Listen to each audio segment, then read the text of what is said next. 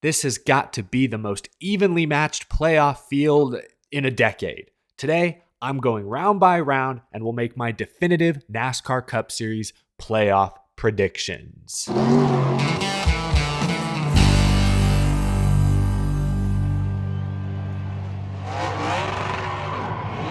How's it going, y'all? My name is Eric. Welcome to a special episode of Out of the Groove. I've been waiting for this moment all summer. Before we make our 2023 NASCAR Cup Series playoff predictions, I need to tell you about today's sponsor, Heartbeat Hot Sauce. You may have seen them featured on the famous YouTube series Hot Ones in the past. Heartbeat Hot Sauces are all natural, no preservatives, no artificial colors, no thickening agents, no added water. Heartbeat Hot Sauce is flavor forward with balanced heat, approachable for anyone. And as you can see, they have a wide variety of flavors to choose from. I'm sure you'll find at least one that tickles your taste buds. You can learn more by visiting heartbeathotsauce.com. I'll put that link down in the description below. Heartbeat Hot Sauce is also available on Amazon. I'll put that link down in the description as well. Thank you to Heartbeat Hot Sauce for sponsoring this episode of Out of the Groove. I've been looking forward to this moment for months. Really since last September, I have been waiting patiently to redeem myself because this time last year, I picked Tyler Reddick to win the 2022 Cup Series championship, and things didn't go well for me. That pick blew up in my face spectacularly. I'm wrong a lot. I'm not usually that wrong. I'm on a mission this year. I'm not just seeking redemption, I'm seeking triumph. Before we start making predictions, let's take a look at the 16-driver playoff field and see how the points stack up heading into the round of 16. Martin Truex Jr., the regular season champion, and William Byron, currently the winningest driver this season, sit atop the grid with the most playoff points to their name. A bit lower on the grid, sitting on the bubble, are the two Team Penske Fords, including last year's champion Joey Logano. Right now, the four drivers below the cut line are Michael McDowell, Ricky Stenhouse Jr., Kevin Harvick in his final season, and Bubba Wallace, who just qualified for the playoffs for the first time in his career. Those are the points. Now, let's begin filling out our grid. You can see how the tracks break down each round. This first round, the round of 16, Darlington, Kansas, and the Bristol night race. 4 drivers will then be eliminated, and then Texas, Talladega, and the Charlotte Roval will make up the round of 12. 4 more drivers will be eliminated, and in the round of 8, Las Vegas, Homestead Miami Speedway, and Martinsville will set our championship 4. The championship race will be held at Phoenix Raceway for the 4th consecutive season. If you win a race, you are automatically locked into the next round. Otherwise, you need to point your way in. Each round, the points reset back to how many playoff points you've got. So drivers like Martin Truex Jr., who won the regular season championship, William Byron, who won a bunch of races, each round they will typically reset towards the top because they have the most playoff points. You can earn more playoff points throughout the playoffs, so that leaderboard may change, but success in the regular season does matter quite a bit. All right, but that's enough background information. Let's start making our predictions. Follow along at home. Let me know which picks you agree with and which ones you disagree with down in the comment section below. Let's begin with the round of 16. Again, Darlington, Kansas, Bristol. 4 drivers will go home after this round. One of them will be Ricky Stenhouse Jr. He's tied for the fewest top 5s, the fewest stage wins. He's led the fewest laps of any playoff driver. You don't have to be great to make it through the round of 16, but you can't make mistakes. And if there's one driver in the Cup Series today who's known for being mistake-prone, it's Ricky Stenhouse Jr. He had decent runs at Kansas and Darlington earlier this year, finishing 12th and 13th. And he has a second-place finish at Bristol in his career, going back to 2016. But I call him Tricky Ricky Stenhouse for a reason. I don't trust JTG Doherty to get out of the first round. My second elimination is Michael McDowell. He excels at the road courses and super speedways. There's none of those in this round. If you look back at the last 5 more traditional oval races, intermediate short track, he doesn't have a top 10 finish. He was 26th at Kansas, 33rd at Darlington in the spring. He got caught up in a wreck. He's at a points deficit going in. I don't think Michael McDowell makes it through this round, but if he does, there is a super speedway and a road course in the second round. He could be a legitimate round of 8 contender, but he's got to get through the round of 16. I don't think he does. McDowell's out. My third elimination, and this one pains me to say, but Bubba Wallace. Great story this past week. Was really cool to see Denny Hamlin, Michael Jordan, give him a hug, a high five, congratulate Bubba on making the playoffs for the first time. He's always had a ton of pressure on his shoulders. Bubba Wallace has some good tracks in this round. He was top 5 at Darlington earlier this year, and historically he's been great at Kansas. He was top 5 in the spring, won actually this race 1 year ago when he wasn't actually in the playoffs. The problem for Bubba is that he enters the playoffs with 0 playoff points. He goes in 8 points below the cut line. He's also tied for the fewest top 10s among the 16 playoff drivers. I'm circling Kansas. He could win that race, but if he doesn't, I don't feel confident that Bubba Wallace will make it past this round. There's usually at least one surprise elimination in the round of 16. Last year, I talked about it. Tyler Reddick was knocked out. Kevin Harvick, who had 2 wins right before the playoffs started, got bumped early. Remember the crappy parts? The tracks this round are interesting. Kansas is pretty straightforward, but Darlington, the Southern 500, is arguably the most challenging race on the schedule. 500 laps around Bristol, that's not a cakewalk. I do think we will see one somewhat surprising elimination in this first round. And for me, that driver, unfortunately, is Ryan Blaney. Blaney in the media center last week explicitly said that Darlington, the Southern 500, is probably the most challenging race on the schedule. The first round has not always been kind to Ryan Blaney in the past. And right now, both Blaney and really Team Penske as a whole do not have the same elite speed they've had in previous seasons. Blaney's best finish in the past 11 races coming into the playoffs is 9th. He's done it 3 times, but he only has 4 top 5s the whole season. He enters as the 12 seed, only 1 point to the good. I was honestly torn between picking Blaney and Logano to get bounced in this first round, but Logano at least has Paul Wolfe. The two of them have won a championship together. They both won championships without the other. They have a pedigree right now that Ryan Blaney doesn't yet have. So I'm picking Ryan Blaney to be eliminated in this first round. So let's go ahead and fill out the grid here. I have Kevin Harvick moving on. He has only 1 DNF all year. It was at Atlanta, a super speedway. He finished 2nd at Darlington in the spring. Historically, he's really good at this track. I think Harvick gets some redemption this year for how early his playoffs ended last season.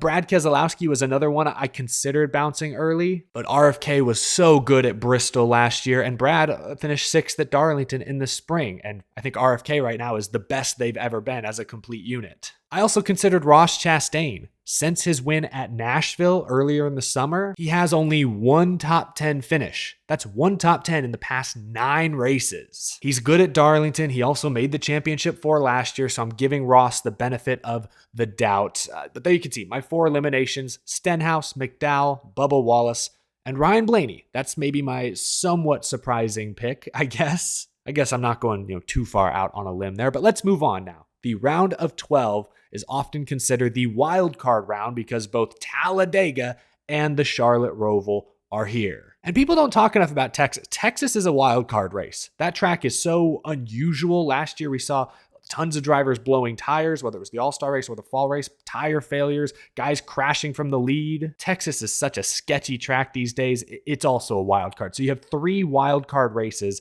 in 1 round. Let's fill out some of our grid here. I do think the top seeds like Truex, Byron, Hamlin, I think they'll get through this round. I think Chris Buescher makes it in. He has 3 top 5s at super speedways, just won the most recent super speedway race, and he's got 11 straight top 10s on road courses. I'm sorry, he's finished 11th or better in 10 straight road course races. So Roval, Talladega, his home track of Texas. I think this round works out well for him. I think Kyle Busch gets through this round. Hey, he won Talladega in the spring. I think Kyle Larson makes it as well. This is the round that did Larson in a year ago, but I think he redeems himself. He's too good of a road course racer to have those same issues pop up at the Roval. I think he'll be fine at Texas. You just got to survive Talladega. That's all Kyle Larson has to do. Easier said than done, I suppose, but I think he's in. Okay, we got just a couple more spots to fill out here. Let's talk about my 4 drivers that I'm eliminating. Beginning with Brad Keselowski. I think he has a great shot at Talladega. Keselowski has 4 finishes of 6th or better on super speedways this year, but that race can still turn into a crapshoot. I don't expect Keselowski to do well at the Roval. His best road course finish this season is 15th at the Glen. I'm eliminating Brad Keselowski because he doesn't have a win yet this season, and if Talladega is your best track in this round, you can't count on that. There are too many variables out of your control.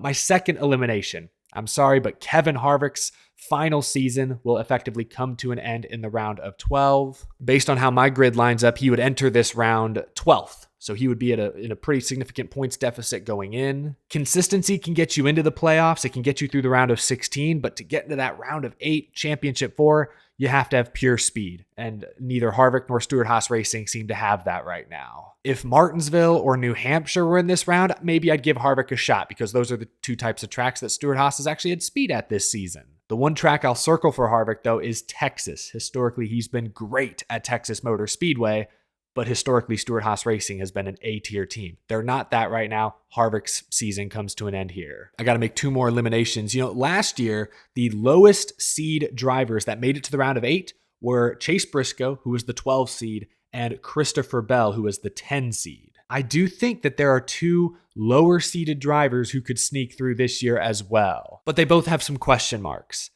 I think Tyler Reddick will qualify for the round of 8. Like I said earlier, you need speed at this point in the playoffs. I think he does. It's the execution, the mistakes that worry me. Remember, Tyler Reddick, granted he was in an RCR car, won at Texas a year ago. I think the Charlotte Roval is a big opportunity for him. He's a good road course racer. He won at COTA earlier this season. So I think Tyler Reddick will make it to the round of 8. I think Joey Logano will make it as well. I know I was close to knocking him out in the first round, but I think these round of 12 tracks shape up really nicely for him. He's a 3-time winner at Talladega, and he won Atlanta earlier this season. He has 5 top 5s in the 10 races since Texas was reconfigured. He started on pole for the Charlotte Roval race last year and led 27 laps. He has 4 top 10s in the 5 Roval races so far. So I like these tracks for Logano. Penske has not had consistent speed, but Logano, Paul Wolfe, they are seasoned veterans. They've been in this position. They've made deep playoff runs time and time again. Maybe call this the defending champion provisional, but I think Joey Logano will qualify for the round of 8, which means my final 2 round of 8 eliminations, and maybe these are a bit surprising, at least this one, Christopher Bell. Christopher Bell, get this, has only 1 top 5 finish since his Bristol Dirt win 19 races ago. His average finish for the season is still 13.6, which isn't too bad. But you remember this round last year, he was in a position going into the Roval where he needed to win. He was in must-win territory, and he clutched it. Awesome run, great moment, but I could see him needing to do that again this season. I don't know he'll be great at Texas. I think Texas, again, is honestly maybe the biggest wild card of this round. I don't think Christopher Bell is a great super speedway racer. We saw what happened at Daytona last week. I don't know who's going to want to work with him. It may come down to the Roval once more. And do we see Bell winning with his back up against the wall 2 years in a row? And actually, he did it twice last year, I guess. He also won at Martinsville at the end of the season. Can Bell do it 3 times in a row? Like at some point, the law of averages is going to catch up with him. So I don't think Christopher Bell makes it past this round. And my final elimination, this one was actually kind of an easy choice, to be honest, is Ross Chastain. Again, he does not have any consistent momentum coming into these playoffs, and I don't love this round for him. He only has 1 top 10 at super speedways this year. It was a 9th in the Daytona 500. He's never, get this, he's never finished inside the top 20 at the Charlotte Roval, and Texas is so unpredictable. He has 9 top 10 finishes this year total, which is only 13th of the 16 playoff drivers. He has that 1 win, few playoff points that come with it. I don't think Ross Chastain has enough momentum to get through the round of 12. Now let's talk about the round of 8. Las Vegas, Homestead Miami Speedway, a couple of 1.5 miles, and then Martinsville, the paperclip.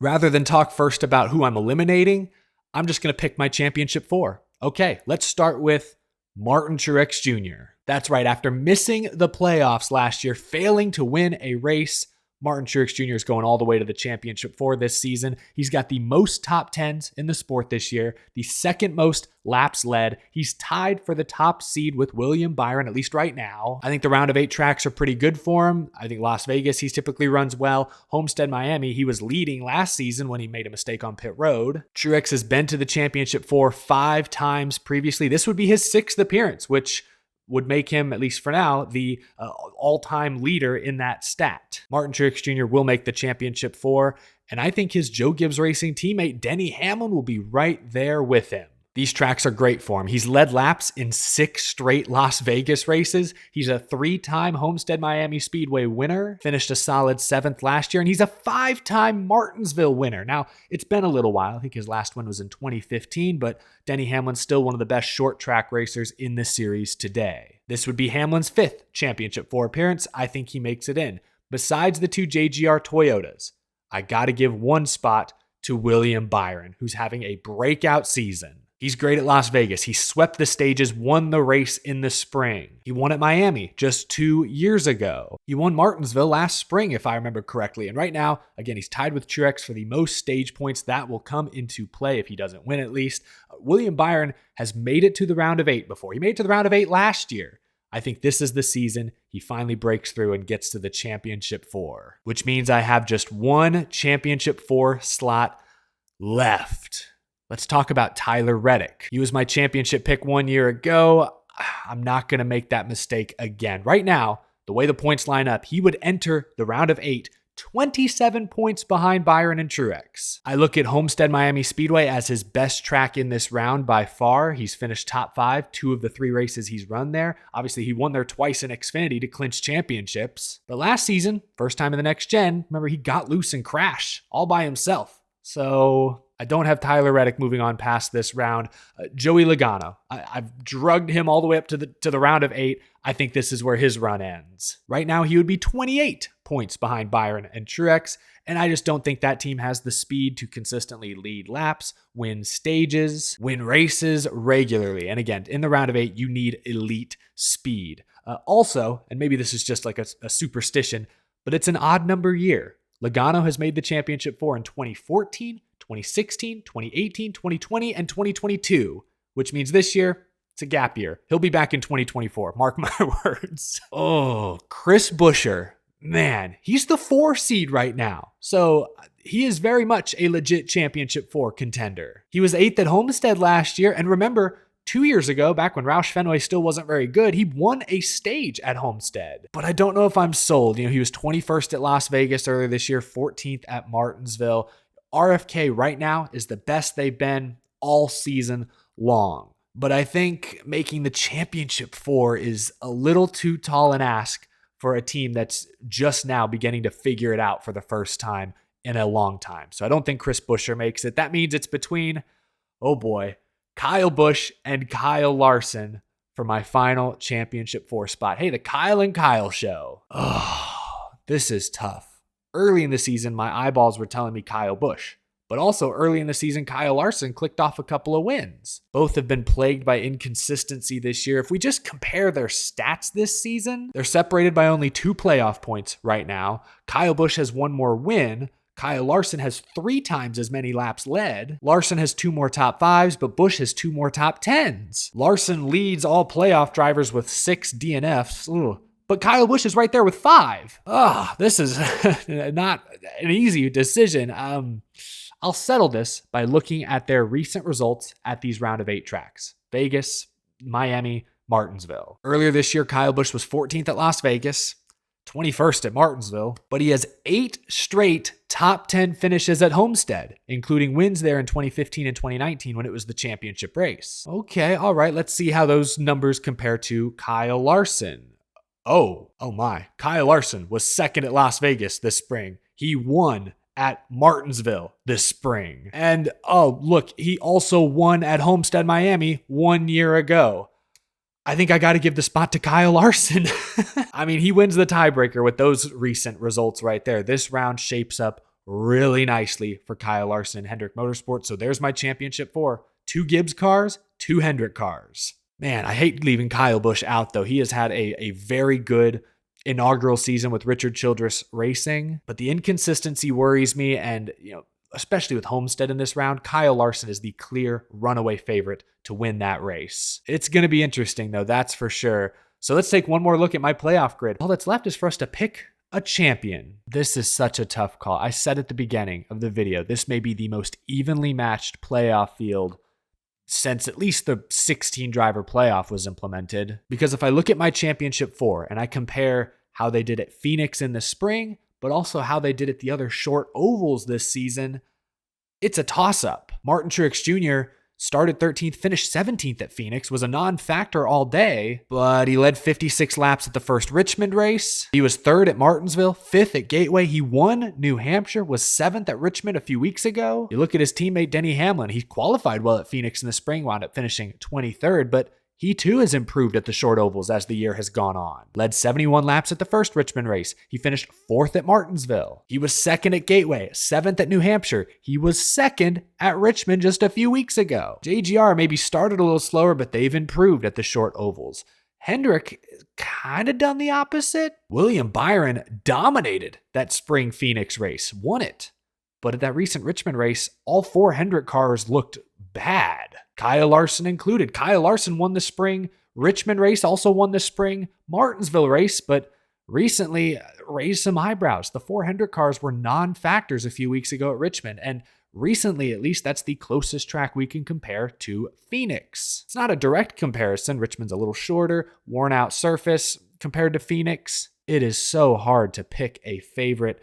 How much stock do I put in that recent Richmond race where the Gibbs cars looked pretty good and the Hendrick cars didn't? Do I look at the full season? Do I go all the way back to Phoenix in the spring when Byron dominated? Conditions will be different. Every team has improved or evolved since then. Man. This is tough. I think I'm going to pick a Gibbs car because I think they have gotten better this season while Hendrick, if anything, has gotten a little worse. I like where that team is trending, at least speed-wise right now.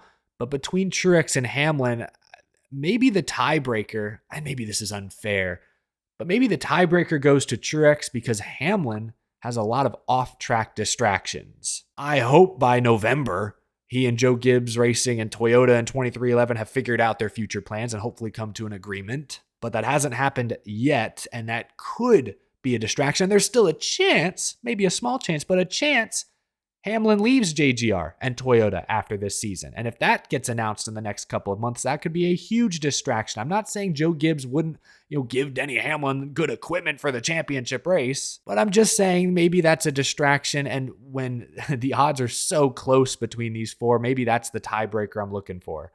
So I'll go Martin Truex Jr. I picked him to win the title in 2021. He came up just short. I think he gets his revenge in 2023. I think Martin Truex Jr.